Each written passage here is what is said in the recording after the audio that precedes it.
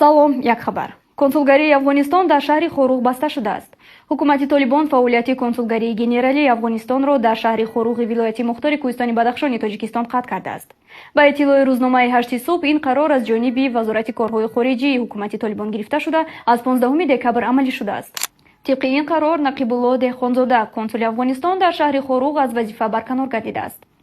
Вазорати корҳои хориҷии Тоҷикистон басташавии консулгариро ба Азия Плюс тасдиқ карда гуфт, ки ин тасмими худи ҳукумати ҳоким дар Афғонистон аст. Ба таъкиди Вазорати корҳои хориҷии Тоҷикистон, боз ё қатъ кардани фаъолияти консулгарӣ тибқи созишномаҳои байналмилалӣ ба ихтиёри худи кишварҳо вобаста мебошад. Мақомоти расмии ҳукумати Толибон то ҳол дар робита ба баста шудани консулгарии Афғонистон дар Хоруғ изҳорот нашр накардааст. муфассали ин ва дигар хабарҳоро дар сомонаи Азия Плюс CJ.info мутолиа кунед. 31 декабр ҷамъбасти иқдоми миллионро гир аз Z-Mobile. Ҳамагӣ бо 3,5 сомонӣ имкони бурди 1 миллион сомонӣ шав.